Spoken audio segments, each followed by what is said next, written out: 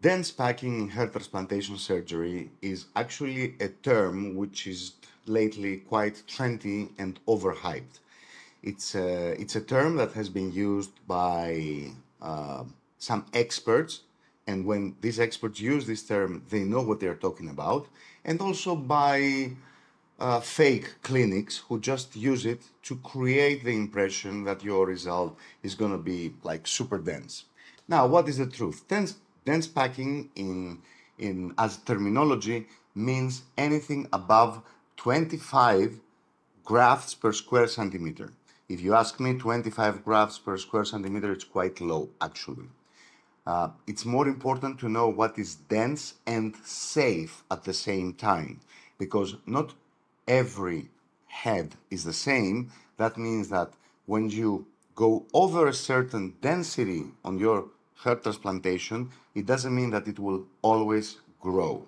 Now, dense packing on average is something that in my clinic is between 40 and 50 grafts or hair follicular units per square centimeter. And depending on the average number of hairs per follicular unit, this can vary between, if it is 50, between, let's say, 100 and actually 150 hairs per square centimeter.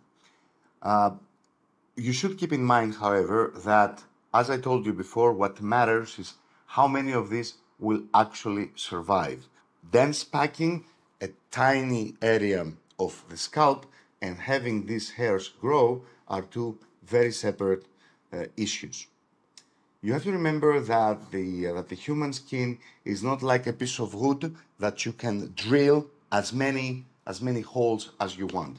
The expertise and the experience of the surgeon comes extremely handy and necessary in order to judge on each and separate patient what is the safe density, what is the safe maximum density that the surgeon can aim for in order to have the highest possible survival.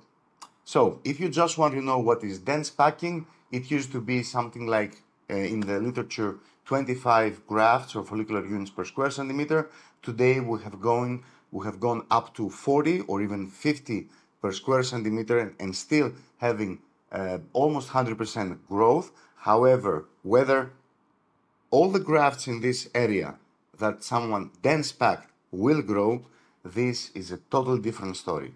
This is 100% according to the skill and the understanding of the surgeon of the specific patient.